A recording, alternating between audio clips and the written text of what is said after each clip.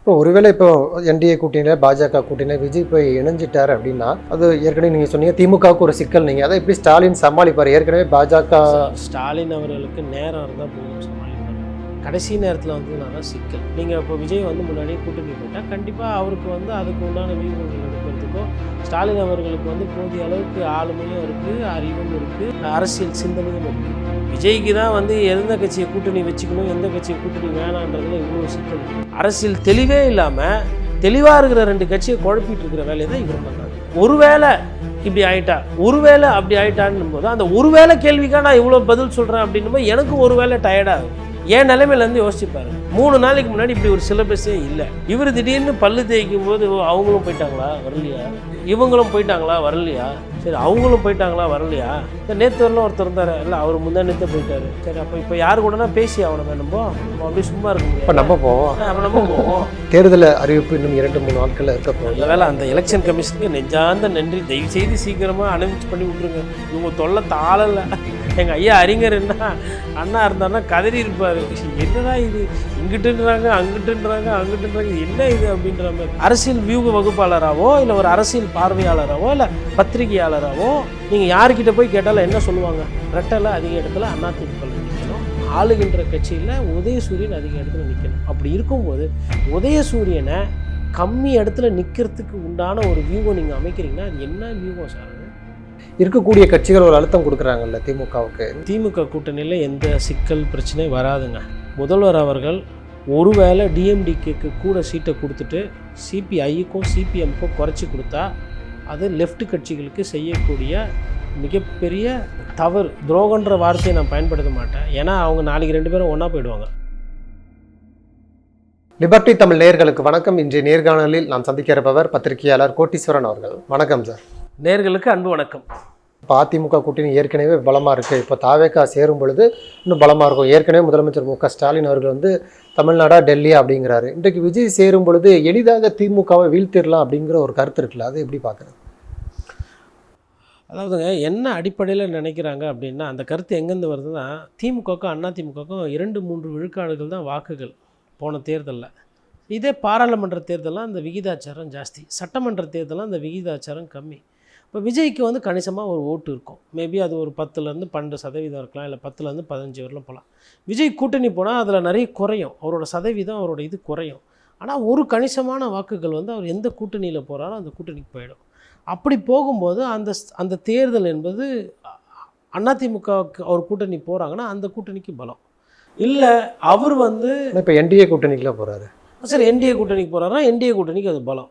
அது எந்தளவுக்கு அது வேலை செய்யும் என்ன எதுன்றதை பார்க்கணும். பட் ஆனால் அந்த பர்செப்ஷன் அது ஒரு வெற்றி கூட்டணியாக மாற்றுறதுக்கு ஒரு வாய்ப்பாக கூட மாறலாம், அதில் மாற்றுக்கிறது கிடையாது. பட் எனக்கு என்னென்னா, ஒரு அரசியல் தலைவராக ஒரு சில விஷயங்கள் இருக்குது, ஒரு சில லட்சணங்கள், ஒரு சில தெளிவு அது எதுவுமே இல்லை. இது இன்னொன்று சொல்கிறேன் பாருங்கள். அவர் கூட்டணி எங்கன்னா போட்டால் அவரோட தேர்தல் வாக்குறுதி, இந்த தேர்தல் வாக்குறுதியில் அவர் என்ன சொல்கிறாருன்னா, எல்லாருக்கும் 2500 ரூபா தருவோம் சொல்கிறாரு. சரி, அது கூட ஓகே, திராவிட கட்சிகள் கொடுத்துருக்காங்க, ரைட்டு. அதுக்கப்புறம் தங்கம் கொடுப்பேன்ற மாதிரி சொல்கிறாரு. அப்புறம் இன்னும் ஒரு சில திட்டங்கள், தாய்மாமன் சீரு, அதுக்கப்புறமா பிறந்த குழந்தைகளெல்லாம் மோதிரம்னு ஒரு கணக்கு எடுத்து போட்டால் கிட்டத்தட்ட 1.25 லட்சம் கோடி தேவைப்படுது ஒரு வருஷத்துக்கு. நான் எல்லா திட்டத்தையும் சொல்ல, ஒரு 4 திட்டம் ஒண்டி அதை எடுத்து 1.25 லட்சம் கோடி. நமக்கு 10,000 5,000 கோடி எக்ஸ்ட்ரா ஆகுது, 8,000 கோடி எக்ஸ்ட்ரா ஆகுதுன்னா அதுக்கே சம்பளம் கொடுக்க முடியறதில்ல. மெட்ராஸ் யூனிவர்சிட்டியில் நிறைய பேராசிரியர்களுக்கு சம்பளம் போகாமல் கோர்ட்டில் போயிட்டு காசு இல்லை அப்படின்ற மாதிரிலாம் வந்தாங்க. அப்போ இவருக்கு இவர் என்ன பண்ணுறாரு, திமுகலேருந்து கொஞ்சம், அதிமுகலேருந்து கொஞ்சம், பவன் கல்யாண் கிட்ட இப்படியெல்லாம் எடுத்து போட்டு தேர்தல் அறிக்கை வச்சுரு. இவர் இன்றைக்கி தமிழக அரசியல் மொத்தத்தையுமே ஒரு ஸ்பாய்லராக இருக்கார். அதுதான் அங்கே புரிதல். அட்லீஸ்ட் இந்த மாதிரி விஷயங்கள் கொஞ்சம் முன்கூட்டியே தெரிஞ்சுதுன்னா மற்ற கட்சிகள் ஒரு வியூகம் எடுக்கிறதுக்கோ இல்லை அதை பற்றி பேசுவதற்கோ இல்லை மக்களுக்கு புரிகிறதுக்கு கொஞ்சம் நேரம் கிடைக்கும். இப்போ ஒருவேளை இப்போ என்டிஏ கூட்டணியில் பாஜக கூட்டணியில் விஜய் போய் இணைஞ்சிட்டார் அப்படின்னா அது ஏற்கனவே நீங்கள் சொன்னீங்க திமுகவுக்கு ஒரு சிக்கல், நீங்கள் அதை எப்படி ஸ்டாலின் சமாளிப்பார்? ஏற்கனவே பாஜக ஸ்டாலின் அவர்களுக்கு நேரம் இருந்தால் போதும் சமாளிப்பார். கடைசி நேரத்தில் தான் சிக்கல். நீங்கள் இப்போ விஜய் வந்து முன்னாடியே கூட்டணி போயிட்டால் கண்டிப்பாக அவருக்கு வந்து அதுக்கு உண்டான வியூகங்கள் எடுக்கிறதுக்கோ ஸ்டாலின் அவர்களுக்கு வந்து போதிய அளவுக்கு ஆளுமையும் இருக்குது, அறிவும் இருக்குது, அறிவியல் அரசியல் சிந்தனையும் இருக்குது. அவர் வந்து எதுவும் சிந்திக்காமல் வந்து ஒரு சில விஷயங்கள்லாம் பண்ணலை. விஜய்க்கு தான் வந்து எந்த கட்சியை கூட்டணி வச்சுக்கணும், எந்த கட்சியை கூட்டணி வேணான்றதில் இவ்வளோ சிக்கல். விஜய்க்கு வந்து ஆசை யாரை விட்டுதுன்ற மாதிரி செங்கோட்டையன் அன்றைக்கி சொன்னார், ஓபிஎஸ் வந்துடுவார், டிடிவி வந்துடுவார்னா அன்றைக்கெலாம் இனிச்சுது விஜய்க்கு. யதார்த்தம் என்னென்னா வரல. இப்போது எடப்பாடி பழனிசாமி டிஎம்டிகே வேண்டான்ற அந்த மனநிலையெல்லாம் இருந்தார் அப்படின்றது என்னால் வந்து கிட்டத்தட்ட பாதி விழுக்காடு சொல்ல முடியும். காரணம் என்னென்னா அங்கே சீட்டு இருக்குது, அங்கே எம்பி சீட்டு கொடுத்துருக்கலாம். ஆனால் இந்த அம்மாவுக்கு அவ்வளோ முக்கியத்துவம் வேண்டாம், டிஎம்டிகேக்கு நம்ம வந்து அதிகமாக சீட்டு கொடுக்குறதோ இல்லை ராஜ்யசபா கொடுக்குறதோ அது ஜாஸ்தி, நம்மளுக்கு வந்து முக்கியம் வந்து அன்புமணி ராமதாஸ் பாட்டாளி மக்கள் கட்சிக்கு செய்யலாம், அமமுகவுக்கு கொடுக்கலாம், அமமுக கூட சேர்ந்துக்கலாம், இதை வந்து கடைசியில் பார்த்துக்கலாம், தேவைப்பட்டால் இருக்கட்டும், போகிறதுனா போட்டோம் அப்படின்ற மாதிரி தான் இருந்தாங்க. அந்த சைடு இல்லைன்னா முதல்வர் வந்து யாருமே நம்மளை விட்டு போகக்கூடாது.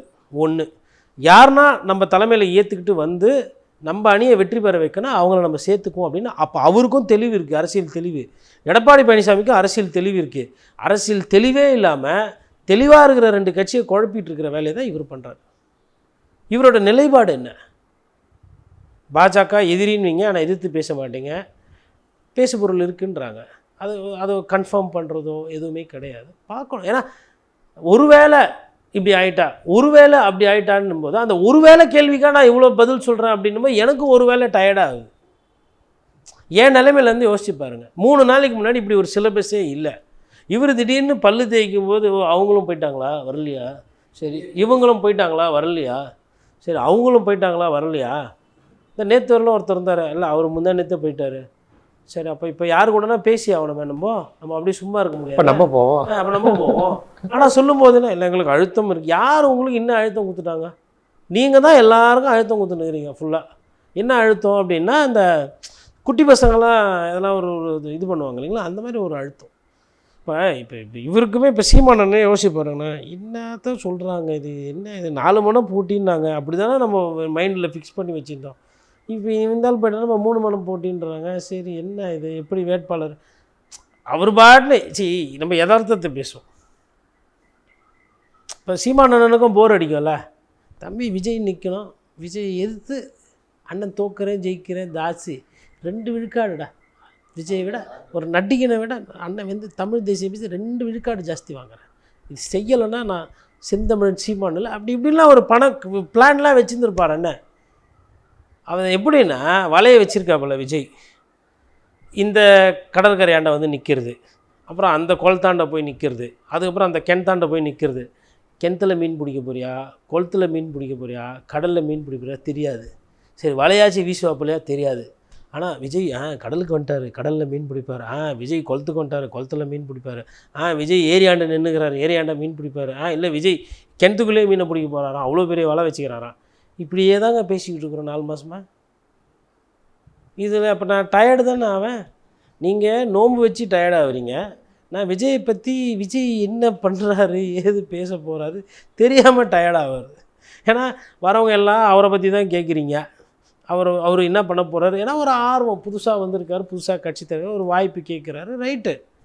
பட் ஒரு தெளிவு வேணாம் அரசியலில். இப்போது தேர்தல் அறிவிப்பு இன்னும் 2-3 நாட்களில் இருக்க போகுது. நல்ல வேலை அந்த எலெக்ஷன் கமிஷனுக்கு நெஞ்சார்ந்த நன்றி. தயவுசெய்து சீக்கிரமாக அனௌன்ஸ் பண்ணி விட்ருங்க, இவங்க தொல்லை தாளலை. எங்கள் ஐயா அறிஞர் என்ன அண்ணா இருந்தாருன்னா கதறி இருப்பார், என்னடா இது இங்கிட்டுன்றாங்க அங்கிட்டுன்றாங்க என்ன இது அப்படின்ற மாதிரி. இப்போ தேர்தல் அறிவிப்பு 2-3 நாட்களில் இருக்குதுன்னு சொல்கிறாங்க. இந்த நேரத்தில் இப்போ தொடர்ச்சியாக இந்த சட்டம் ஒழுங்கு பிரச்சனை, பெண்கள் பாதுகாப்பு உள்ளிட்ட பல்வேறு விஷயங்கள் டைம்லைனில் வர்றதை பார்க்குறோம். இப்போ இந்த தேர்தலில் இப்போது கூட்டணி பலமாக இருக்குன்னு திமுக ஒரு பக்கம் பிரச்சாரம் மேற்கொள்கிறாங்க, மாநாடு போடுறாங்க. ஆனால் இந்த லாஸ்ட்டாக கடைசியாக அந்த சட்டம் ஒழுங்கு பிரச்சனையில் இப்போ எதிர்க்கட்சி எல்லோருமே சேர்ந்து குரல் கொடுக்குறாங்கல்ல, அது இந்த தேர்தலில் ஒரு பாதிப்பை ஏற்படுத்தணும். இப்போது பாலியல் சீண்டல் கேஸு, லாக்அப் மரணம், டெத்து அப்படின்றதுலாம் வந்து எல்லா காட்சி காலத்துலேயுமே அது சீரியஸான ஒரு பிரச்சனை தான். ஏன்னா ஓட்டு போடுற மக்கள் பாதிக்கப்படுற ஒரு விஷயம். காவல்துறை நம்ம ஃபஸ்ட்லேருந்தே சொல்லிகிட்டு இருக்கோம், நிறைய விஷயத்தில் சொதப்புறாங்க. இந்த விஷயத்தில் இந்த மாதிரி நேரத்தில் இதெல்லாம் வரக்கூடாது. சட்டம் ஒழுங்கு பிரச்சனை வந்து நிறைய இருக்குது. அது எதிர்கட்சிகள்லாம் சேர்ந்து ஒத்த குரலாக ஒழிச்சாங்க அப்படின்னா அது ஆட்சிக்கு கண்டிப்பாக வர ஓட்டுகள் குறையும். ஒரு முதலமைச்சர் எவ்வளோ விஷயத்தை சரி செய்ய முடியும்? இல்லை அது கேள்வி இருக்குது. அதாவது பெண்களுக்காக ஸ்டாலின் பண்ணுறாரு, ஜெயலலிதாக்கு அப்புறம் பெண்களுக்காக அதிகமாக பண்ணுறாருன்னு சொல்லும் பொழுது பெண்கள் பாதுகாப்பு கேள்விக்குன்னு ஒரு பிரச்சாரத்தை முன்னெடுக்கிறாங்களே, அதை உடைக்க முடியுமா அந்த பிரச்சாரத்தால்? அங்கங்கே லோக்கல் அது இஷ்யூ தானே. ஒரு குழந்தை 12 வயசு படிக்கிற குழந்தை வந்து பாலியல் சீண்டலுக்கு வந்து துன்புறுத்தி காமத்துக்கு இரையாச்சு அப்படின்னா அங்கே மக்களுக்கு பிரச்சனை தானே இருக்கும். நம்ம என்ன தான் காசு கீசை எதை கொடுத்து எது சரி செஞ்சாலும் அது எந்த அளவுக்கு அங்கே ஏற்படுதான். அட்லீஸ்ட் அது மொத்த தமிழ்நாடு பிரச்சனையாக மாறுதா இல்லையான்னு தெரியாது. இப்போ பொள்ளாச்சி பாலியல் சீண்டல் எதுக்கு அன்னைக்கு திமுக அதிகமாக பேசினாங்க? அது அரசுக்கு வந்து கெட்ட பேர் வரட்டும், கெட்ட பேர் இருக்குது, அரசு பண்ணது தப்பு தானே. அன்னைக்கு அரசு வந்து வேடிக்கை பார்த்துச்சு, நடவடிக்கை எடுக்கலை அந்த பாலியல் சீண்டல் சம்மந்தப்பட்டவங்கள. இன்றைக்கும் வந்து பாலியல் சீண்டல் வரும்போது வந்து இவங்களெல்லாம் ராஜா, காக்கா பாலாஜி, இந்த செந்தில் அந்த செந்தில், இந்த ஹிஸ்ட்ரி ஷீட்டர்னு தெரியும் போது அவங்களாம் இருக்க வேண்டிய இடத்துல இருக்கணும் இல்லையா? அப்போது அந்த விஷயத்தில் வந்து அரசுக்கு கெட்ட பேர் தான், அதில் மாற்றுக்கிறதுலாம் கிடையாது. இல்லை, வாக்குறுதிகள் நிறைவேற்றலை, ஊழல் செய்கிறாங்க, இது போன்ற குற்றச்சாட்டுகளை தொடர்ச்சியாக எடுத்து வருவாங்க. இப்போ சட்டம் ஒழுங்கு சரியில்லை, இந்த பிரச்சனையால் வீழ்த்த முடியுமா ஸ்டாலின் அவர்களுடைய பிரச்சார யுக்தியை? பிரச்சார யுக்தியை வீழ்த்த முடியுமா அப்படின்னா, ஸ்டாலின் அவர்கள் வந்து அவர் என்ன பிரச்சாரம் பண்ணுற போகிறோன்றதுல தெளிவாக இருக்கார். அவர் வந்து பாஜக இங்கே உள்ளே வந்துடக்கூடாது, பாசிச கட்சிகள் இங்கே வந்துடக்கூடாது, அந்த ஒற்றை கருத்து, இது அமைதியாக இருக்கணும், வளர்ச்சி நாங்கள் தரோம், 11 விழுக்காடு தரோன்ற அந்த பாதையில் தான் அவர் போக போகிறார்.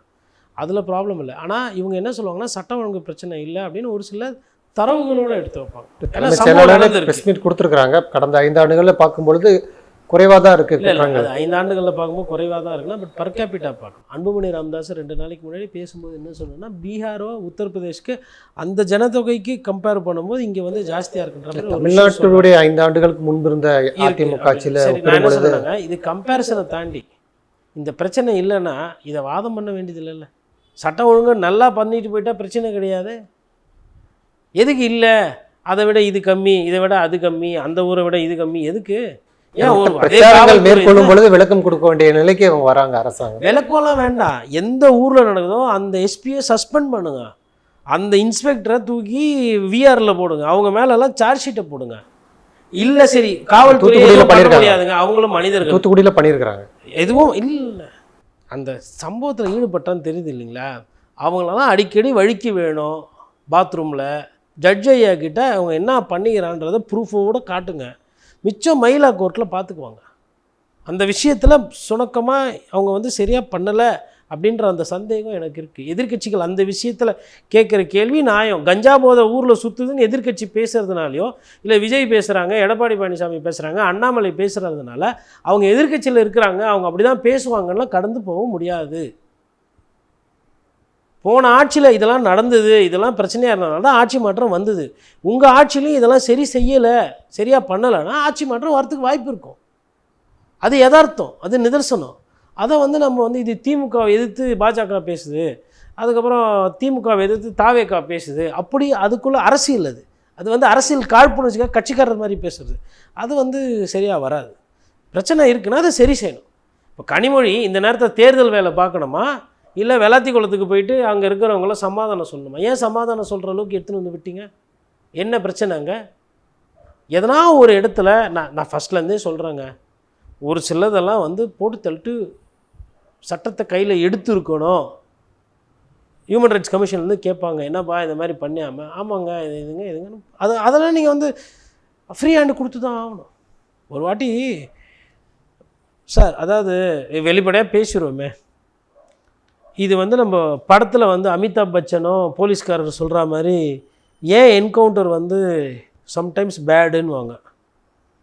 ஏன்னா ஒரு காவல்துறை அதிகாரி நினச்சா ஒரு நல்லவனை கூட கெட்டவனாக குக்கப் பண்ணி போட்டு தள்ள முடியும். அதனால் என்கவுண்டர் பேடுன்றாங்க. நான் என்ன சொல்கிறேன்னா, நீங்கள் என்கவுண்டரு அது இதெல்லாம் இல்லை, ஃபஸ்ட்டு ஹிஸ்ட்ரி ஷீட்டராக இருக்கிறான்னா அவன் பெயிலே வரக்கூடாது. அதுக்கு என்ன பண்ணுமோ அதை பண்ணுங்கள்.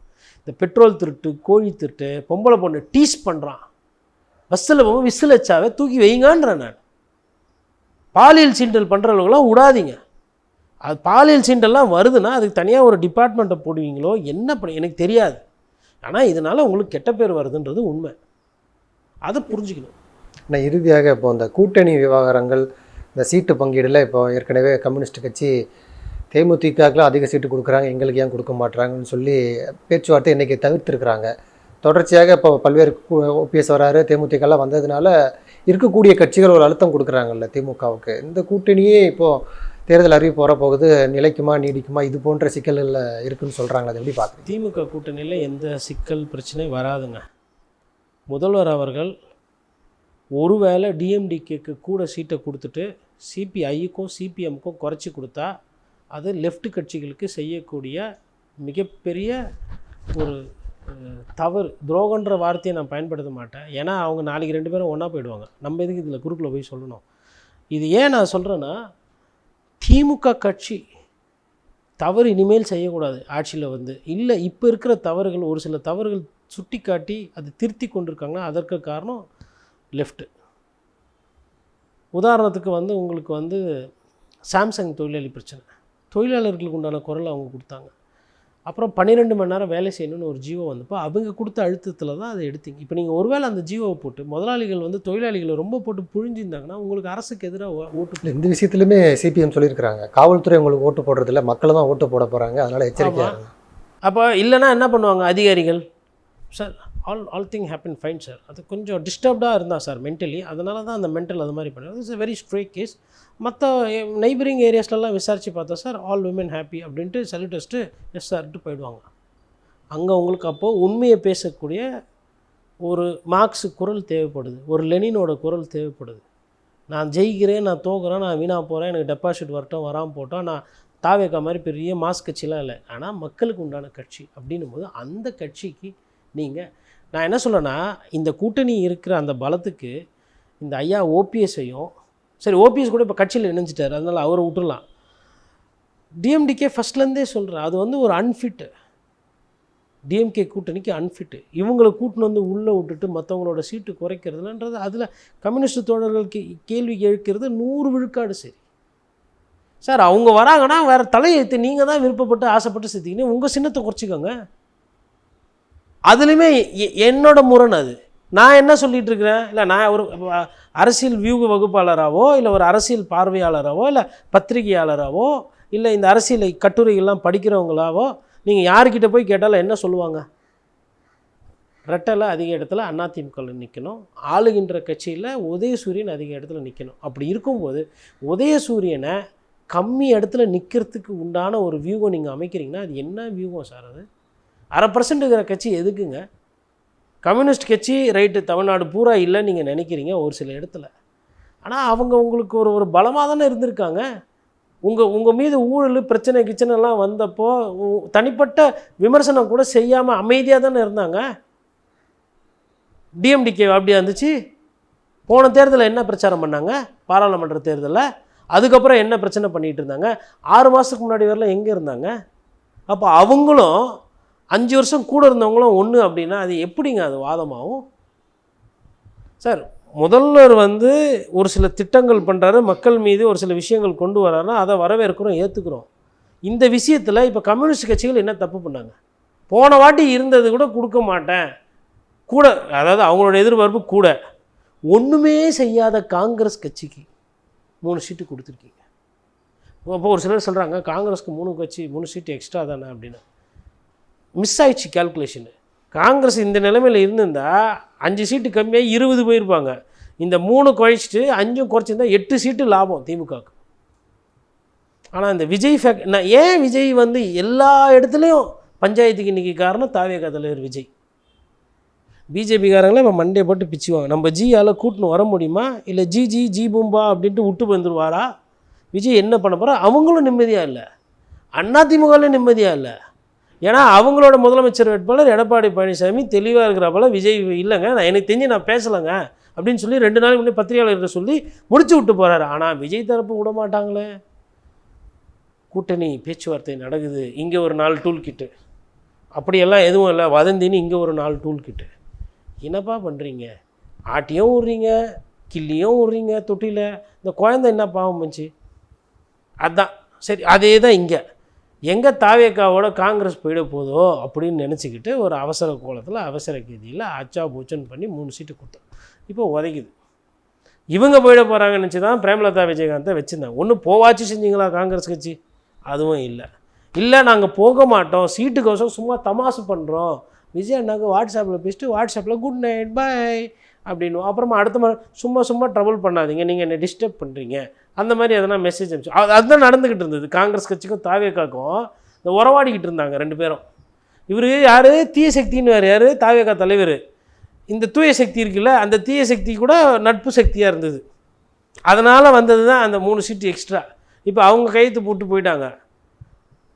வைகோக்கு 2 சீட்டு கம்மியாச்சு. சரி, அதுவாச்சும் வந்து என்ன சொல்லுவாங்க, அவங்க வந்து கட்சியை வந்து இது பண்ணல கொள்ள. அவர் ஏதோ சரி பயத்தில் தான் எனக்கு தெரிஞ்சு சீக்கிரமாக ஒத்துன்னு வந்துருப்பார்.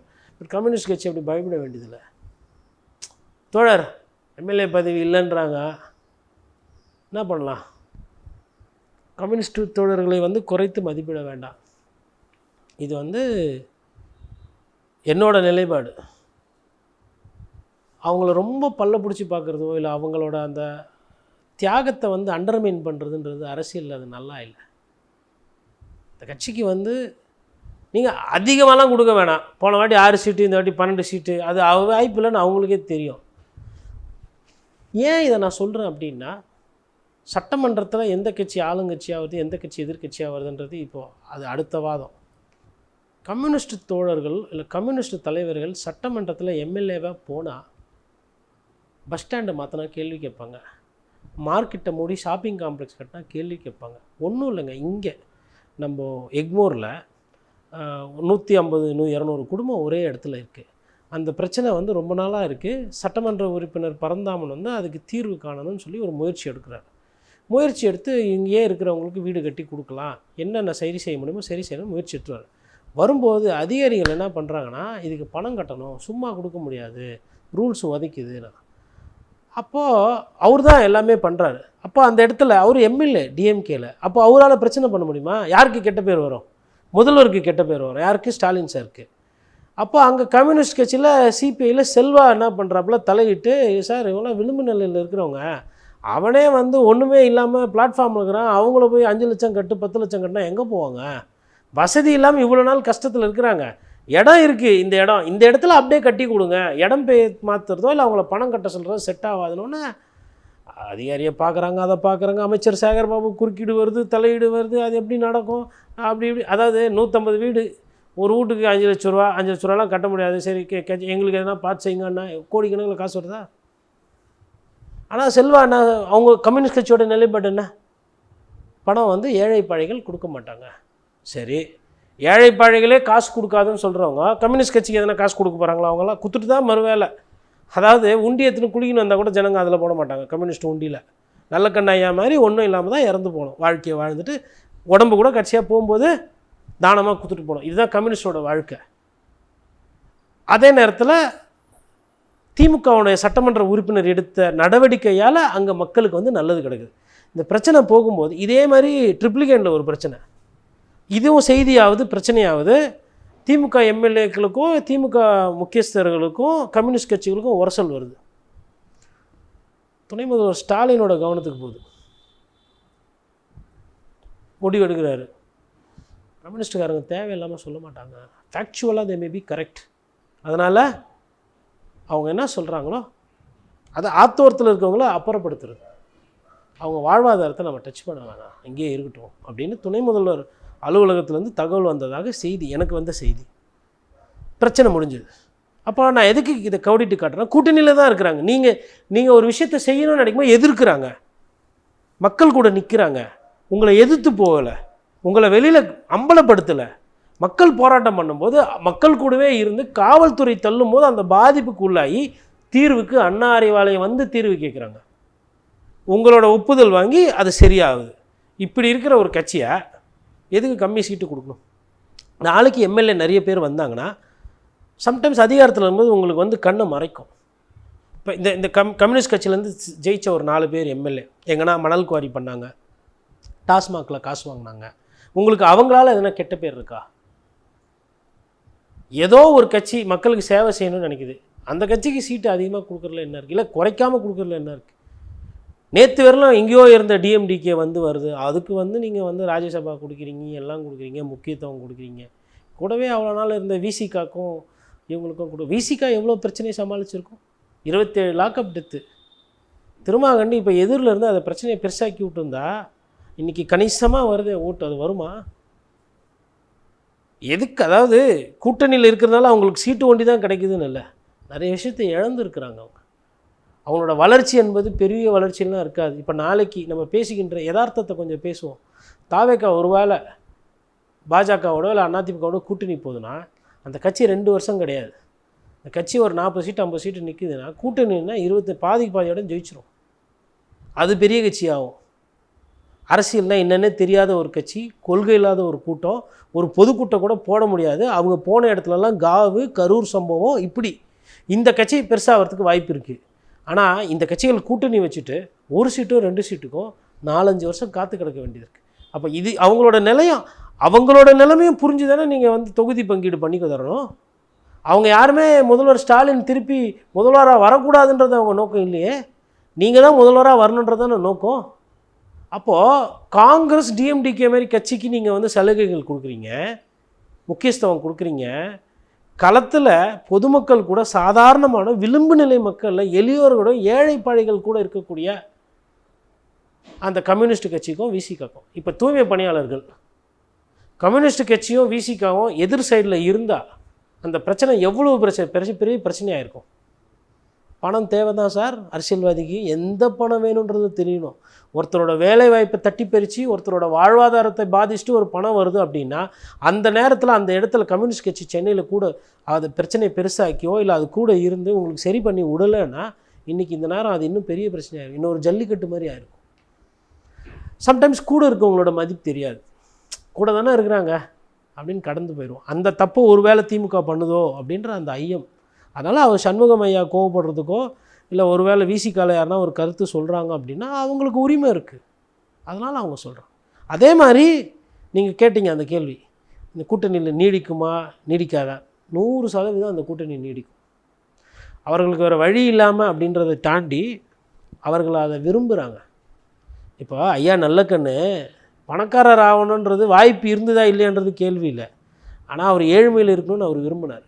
கம்யூனிஸ்ட் கட்சிகள் வந்து உங்கள் கூட கூட்டணியில் இருக்கணும்னு விரும்புகிறாங்க. அவங்க விரும்புகிற காரணத்தினால அவங்கள வந்து ரொம்ப சீக்கிரமாக அந்த கூட்டணி முடித்து அது தொகுதியை சொல்லிட்டு அவங்க போய் வேலையை பார்ப்பாங்க, அவ்வளோதான். நன்றிங்களா, நிறைய நல்ல பயனுள்ள தகவல்களை நேயர்களுக்கு சொல்லியிருக்கீங்க. உங்களுடைய நேரத்துக்கு நன்றி.